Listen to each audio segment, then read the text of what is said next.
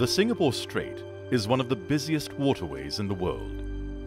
Together with the Strait of Malacca, it is a maritime corridor of over 400 nautical miles in length. An estimated 1/3 of the world's traded goods pass through these waters annually, a figure which is expected to increase as the region's economies continue to grow. At its narrowest point, there are just 3 nautical miles between the shores of Singapore and Indonesia, while the navigable channel is reduced to less than 2 nautical miles. Safe Passage in the Singapore Strait is a set of 2 videos and an interactive training module. Together, they offer valuable information for experienced bridge teams, even if they have transited the strait before, and useful advice for those visiting for the first time.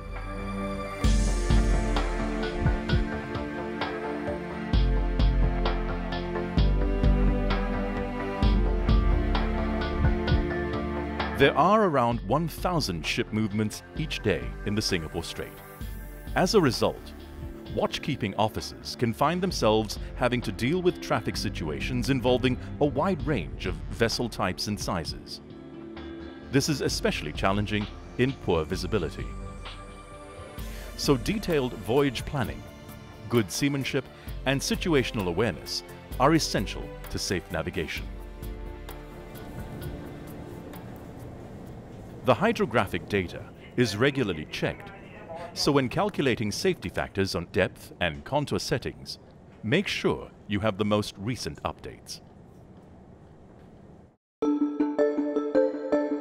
There are strong tidal streams in the strait, which must be remembered, as these can make a big difference when crossing lanes or picking up a pilot.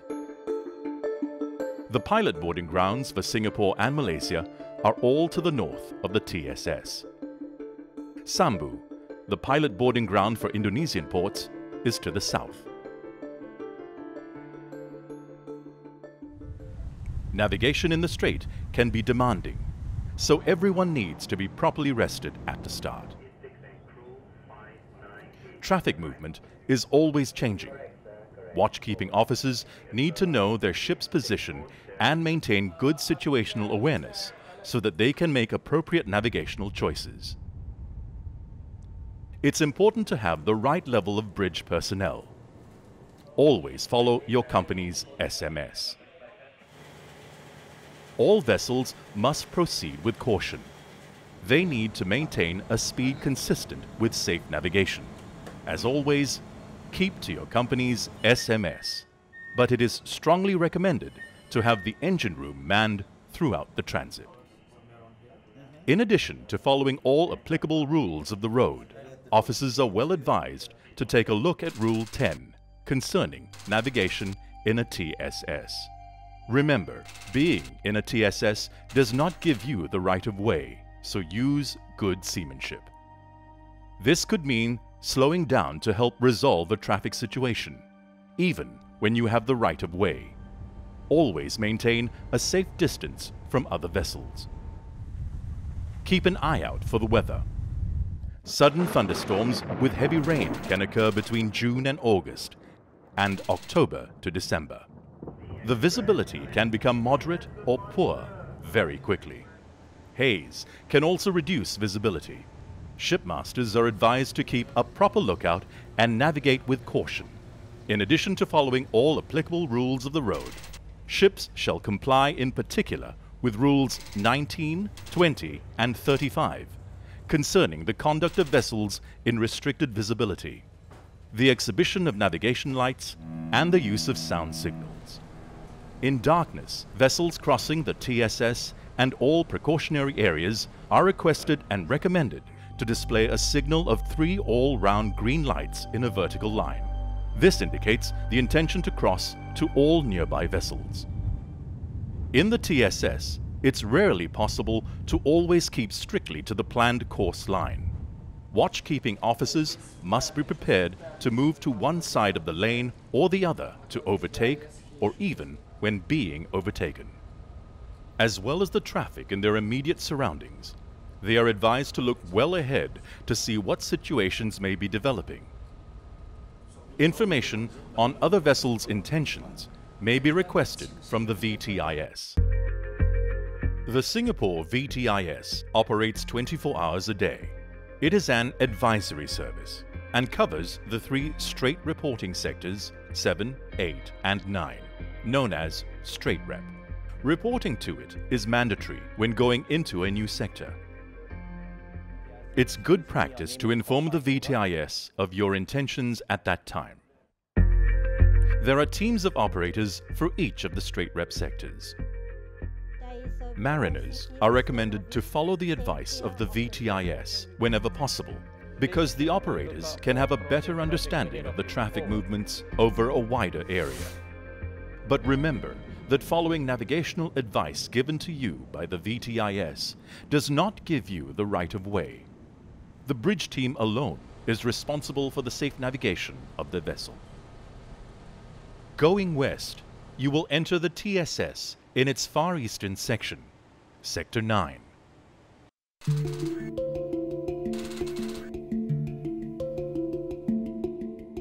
You may notice dense traffic approaching the outer limits of the TSS. It comes from north, south, and east, so you must exercise caution. As you pass the Horsburgh Light, it's mandatory to report in to VTIS on VHF Channel 10. If you are transiting, you will be asked for information, including your destination and whether you are carrying any dangerous goods. If you are, they will ask for details of IMO class and weights. You will not have to give this information again during your transit, as the VTIS pass it on from sector to sector. If you are going into the Port of Singapore, they will already have this information in the pre-arrival notification. There are 4 precautionary areas in the Singapore Strait where you may encounter a high density of crossing traffic.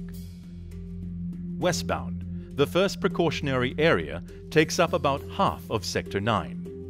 It can be very busy with crossing traffic, especially near the entrance of the East Johor Strait. But usually, there is sufficient sea room to deal with any situations arising.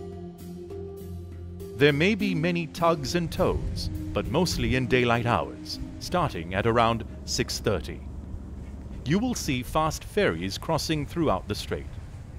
They rarely cause problems, but you must keep a proper lookout for any risk of collision. As you approach the pilot boarding grounds to the north of the lane, beware of vessels picking up or dropping off a pilot for both Singapore and the Malaysian ports. This may involve sudden large changes in speed. Checking the AIS information of nearby vessels may warn of their intentions, but never rely solely on AIS for collision avoidance.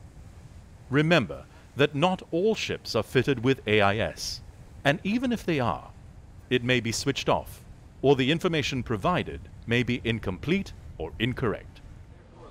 Also, avoid using VHF for collision avoidance.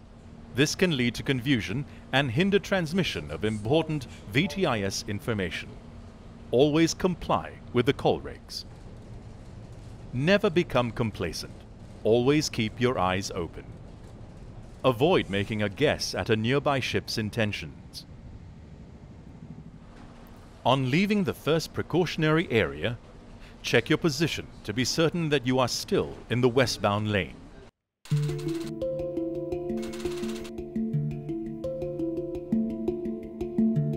When entering Sector 8, reporting is mandatory to the VTIS on VHF Channel 14. Sector 8 is the narrowest in the strait. It is probably the most demanding area for watchkeeping officers. To the north are anchorages used for bunkering and picking up stores. There are 5 pilot boarding grounds to the north of Sector 8. Be aware that eastbound vessels will start crossing to reach them. If you are going into the Port of Singapore, make sure your own pilot boarding ground is in your AIS as your destination. The movement of Singapore pilots is managed from a central control room, where everything possible is done to ensure that pilots get to their booked ETA on time. It is a separate organization from the VTIS. A tracking system means that delays are very rare, but with over 500 pilot assignments per day, delays do sometimes happen. You must contact the pilot service 2 hours before your ETA to confirm the booking on VHF Channel 20. You can expect to find vessels waiting near the boarding grounds, especially around the eastern boarding grounds Charlie and Bravo.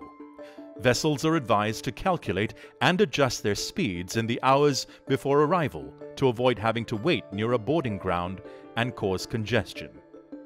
When approaching the boarding grounds, it is strongly recommended that they should do so at a safe speed, following all applicable rules of the road. In particular, the separation distance and factors listed in Rule 6, such as the state of visibility, available sea room, and traffic density, among others. Only one vessel will be scheduled to arrive at Bravo and Charlie at any one time, and the next vessel will be scheduled at an interval of not less than 15 minutes later. Vessels arriving too early may have to wait, maintaining a minimum separation distance of 1 nautical mile from the vessel ahead. Information on vessels proceeding to these boarding grounds will be provided by the VTIS. Westbound vessels should approach their boarding ground on the starboard side of the channel. Some of the boarding grounds are close to anchorages, so approach these at a safe speed, keeping a safe distance from the vessels in the anchorage. Allow enough time and sea room when picking up a pilot. On larger vessels, it may take 10 minutes for the pilot to board, reach the bridge, and finish the master-pilot exchange. So ensure that there is sufficient time for that to be completed safely. The boarding arrangements must exactly follow international standards. The pilot's safety is the first concern. There are 2 precautionary areas in Sector 8 where many vessels leaving port are expected to cross the traffic lane. Pilot Eastern Boarding Ground Alpha is mostly used by container vessels for picking up pilots or as directed by the port master. Further west is the Pilot Southern Boarding Ground, used by passenger ships or as directed by the port master. In this area, there are many ships dropping off pilots, in particular container ships from terminals such as Pasir Panjang. As they have the right of way, they come straight into the TSS, heading for the eastbound or westbound traffic lane. At night, these vessels may be obscured by the background lights of Singapore. Pay attention to the VHF to hear VTIS traffic information about nearby vessels. There may be a lot of crossing traffic, including ferries and tugs with barges, especially soon after dawn. Carefully assess the situation before you overtake. Immediately after the entrance to the Jong Fairway, note the slight course alteration to port. Distant, oncoming traffic in the eastbound lane may seem to be intending to cross ahead of own ship, but they will alter course to starboard as they approach.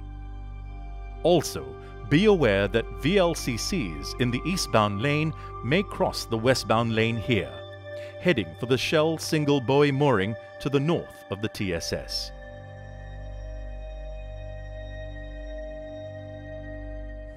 Fishing boats can be found throughout the strait, especially soon after dawn. Their movements can be unpredictable. These small boats are not visible on radar. They may not be displaying the correct lights and shapes.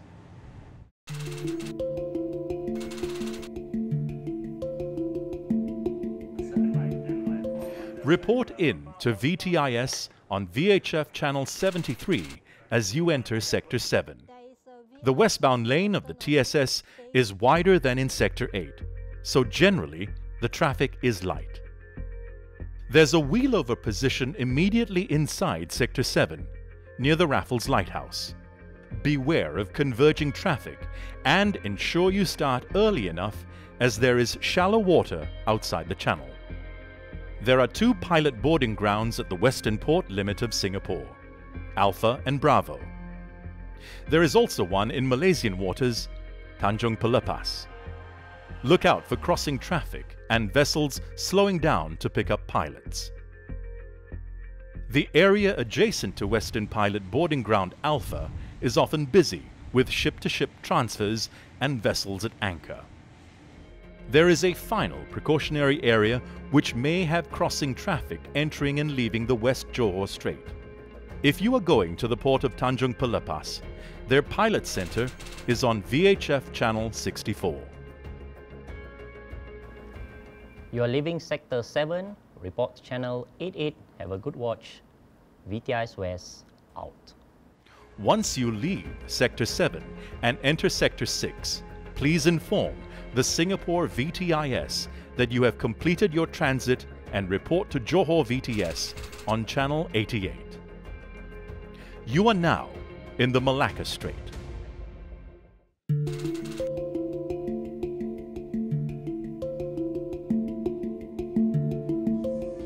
Detailed voyage planning, good seamanship, and situational awareness are essential to safe navigation in the strait.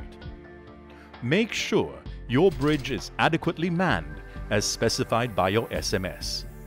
Maintain good communication with the VTIS throughout your transit.